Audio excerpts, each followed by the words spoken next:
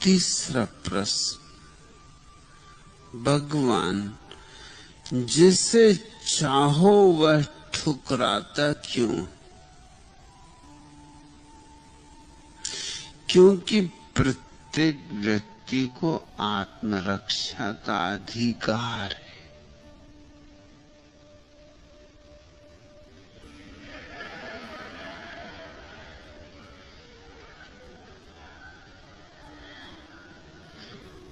तुम्हारी चाहना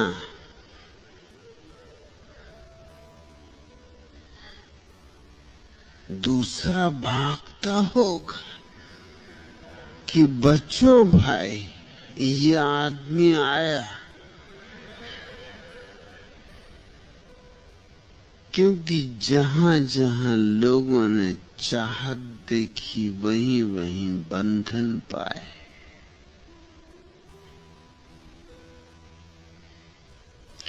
और जहां जहां किसी के प्रेम में पड़े वहीं फांसी लगी। तुम्हारा प्रेम है क्या? बस वैसा ही है जैसा मछली पकड़ने के लिए कांटे पे आटा लगाता है। मछली फंस जाती आटे के कारण। मछली मार का प्रयोजन मछली को आटा खिलाना नहीं। मछली मार का प्रयोजन आटा खाने में कांटा फंस जाए उसके मुंह में। बस आटा तो तरकीब है। तुम पूछते हो जिसे चाहो वह ठुकराता क्यों? तुम्हारे चाहने में कांटा है। तुम सोचते हो आटा ही आटा है, लेकिन तुम जरा गौर से विचारो, तुमने जिसको चाहा उसका जीवन दुख में बना दिया या नहीं? जिसने तुम्हें चाहा उसने तुम्हारा जीवन दुख में बना दिया या नहीं? इस प्रेम के नाम पर जो चलता है, इसमें फूल तो कभी कभार खिलते, कांटे ही कांटे पलते।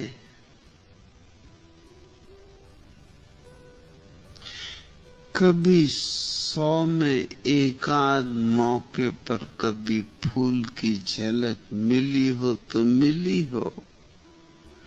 99 मौकों पर तो कांटा चुभा और बुरी तरह चुभा और नासूर बना गया और घाव छोड़ गया।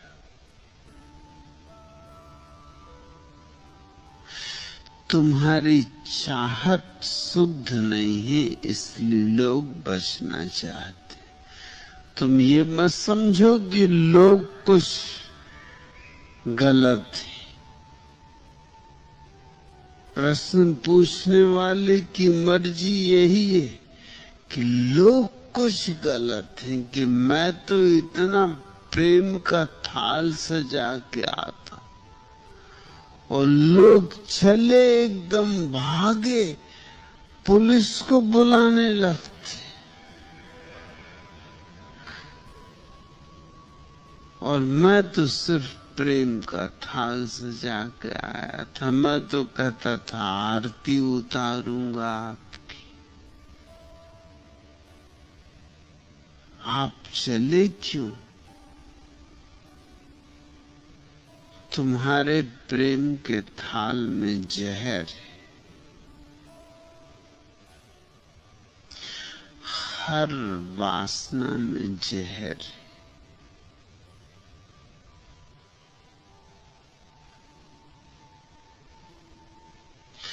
तुम अपनी वासना को प्रार्थना बनाओ, फिर कोई नहीं भागेगा। फिर लोग तुम्हें खोजते आएंगे, तुम्हारे पास बैठ के शांति पाएंगे, तुम्हारी छाया में विश्राम पाएंगे।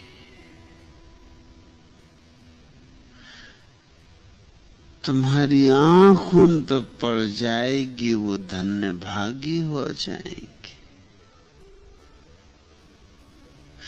तुम अपनी वासना को प्रार्थना बनाओ,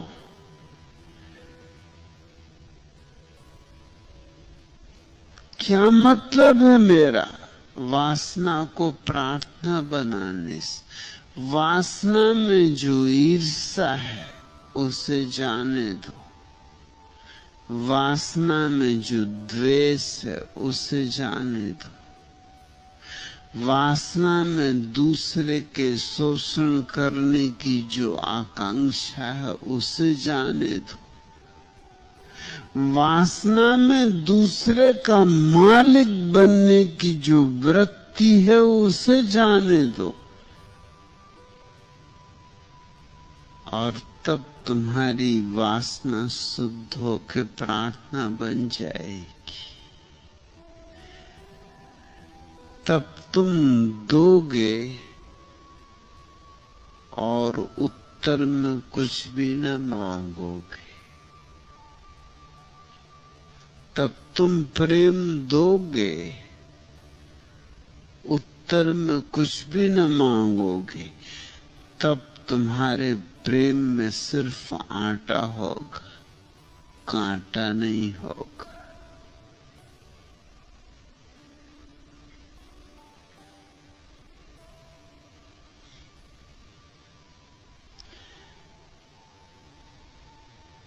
ये कुछ छोटी छोटी घटनाएं समझे।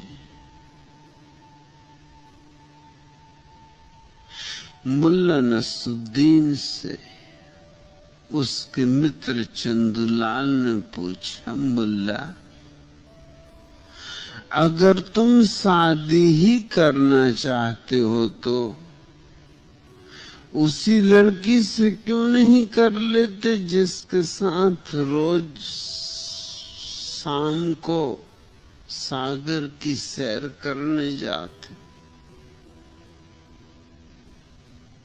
मुल्ला ने कहा, अगर मैं उसी से शादी कर लूंगा तब मेरी शामें कैसे कटेगी?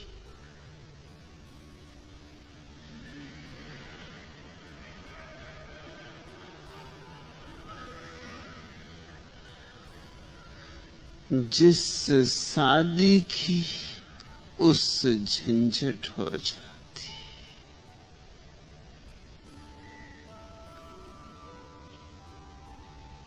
उससे सब प्रेम का नाता टूट जाता है। ये बड़े मजे की बात है। प्रेम का नाता जिससे बनाया, विवाह किया, शादी की, वो प्रेम का नाता है। मगर जिससे विवाह किया उससे प्रेम का नाता टूट जाता है।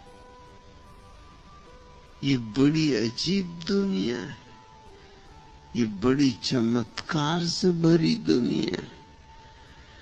प्रेम का नाता बनाते ही प्रेम टूट जाता है। क्योंकि प्रेम के नाम पर जो सब सांप बिच्छू छिपे बैठे थे अभी तक पिटारे में, सब निकलना शुरू हो जाए। इधर विवाह की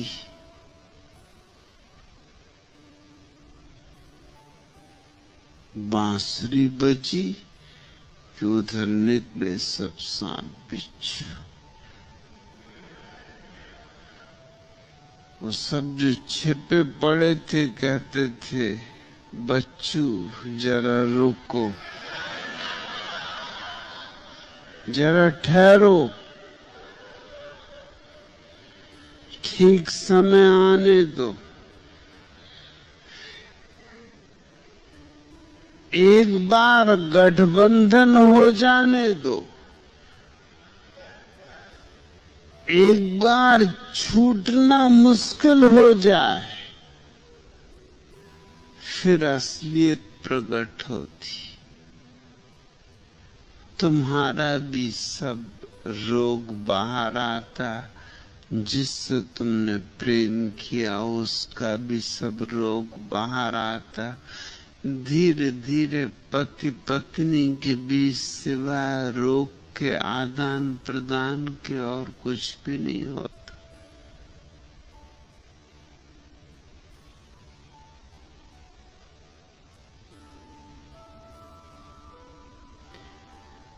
मुल्ला नसरुद्दीन से किसी ने पूछा, प्रेम के विषय में आपका क्या अनुभव? मुल्ला ने कहा, यही 2 बार निराशा। पहली बार इसलिए कि एक स्त्री ने ना कहा, और दूसरी बार इसलिए कि दूसरी स्त्री ने हाँ कहा।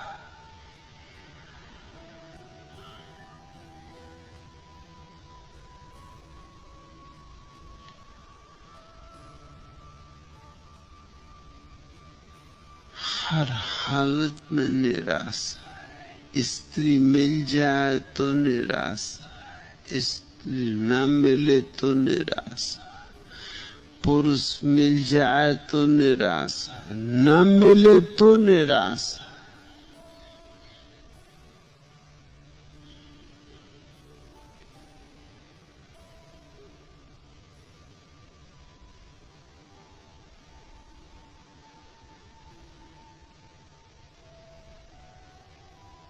मुल्ला नसरुद्दीन की पत्नी उससे कह रही थी, मैं अपने नए पड़ोसियों से तंग आ चुकी हूं, हमेशा आपस में लड़ाई झगड़ा करते रहते। मुल्ला ने कहा, एक समय ऐसा भी था जब ये दोनों एक दूसरे से बेहद प्यार करते थे। पत्नी ने पूछा, फिर क्या हुआ?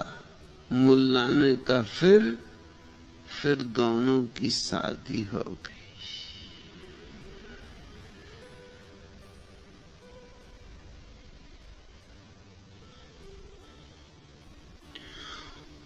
और मुल्ला से किसी ने पूछा, तुमने कैसे उस औरत से विवाह करने का निश्चय कर लिया है?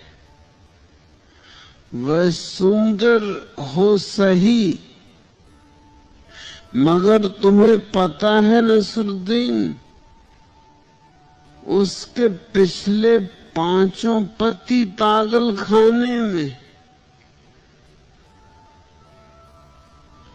मुल्ला ने कहा, छोड़ो, मुझे डरवाने से रहे।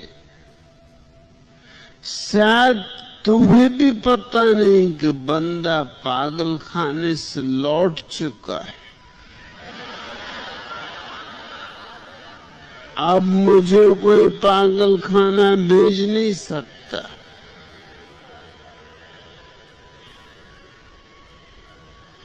अब तुम पूछते हो, जिसे चाहो वह ठुकराता क्यों? पागल खाने न जाना चाहता होगा।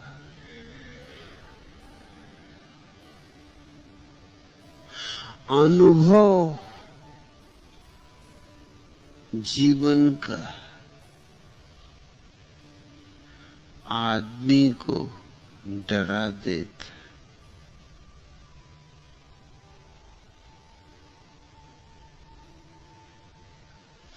बुद्धिमान होगा जो तुम्हें ठुकरा देता।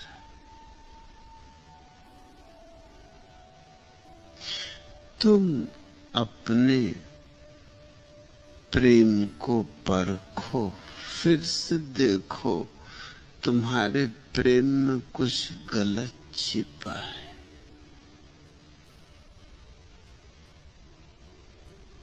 तुम्हारे प्रेम के वस्त्रों में जंजीरें, प्रेम का आवरण है, भीतर कुछ और है।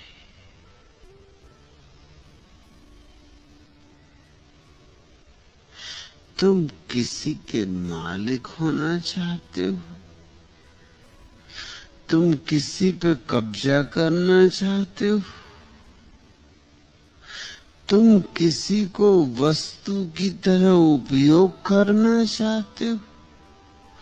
कोई नहीं चाहता कि उसका उपयोग किया जाए, क्योंकि जब भी किसी का उपयोग किया जाता उसका अपमान होता है। कोई नहीं चाहता कि कोई उसका मालिक हो,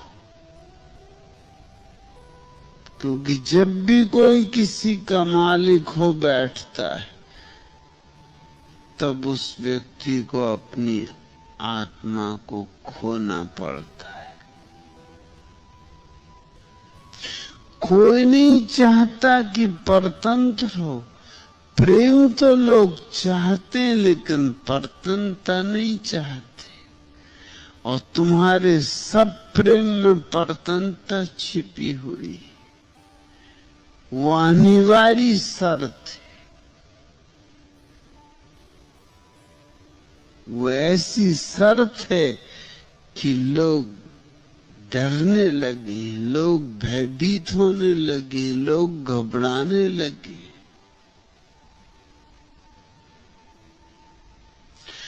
तुम अपने प्रेम को शुद्ध करो, तुम उसे प्रार्थना बनाओ,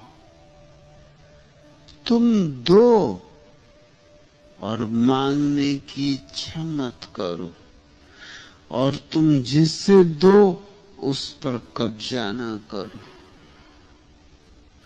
और तुम जिससे दो उससे अपेक्षा धन्यवाद की भी मत करो।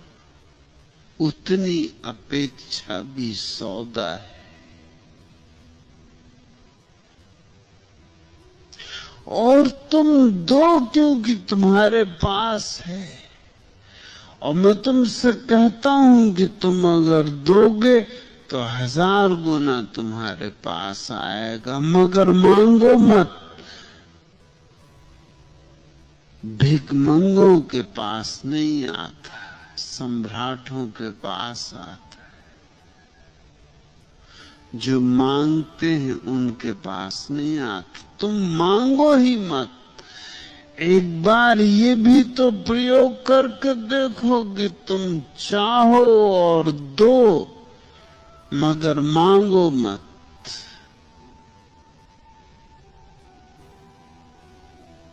नेकी कर और कुएं में डाल। पीछे लौट के ही मत देखो, धन्यवाद की भी प्रतीक्षा मत करो, और तुम पाओगे कितने लोग तुम्हारे निकट आते, कितने लोग तुम्हारे प्रेम के लिए आतुर, कितने लोग तुम्हारे पास बैठना चाहते, कितने लोग तुम्हारी मौजूदगी से अनुग्रहित है। मगर अभी तुम्हारी मौजूदगी बड़ी जहर भरी है। अभी जब भी तुम हाथ फैलाते हो दूसरे डरने लगते, क्योंकि तुम्हारे हाथ में उन्हें फांसी का फंदा दिखाई पड़ता है।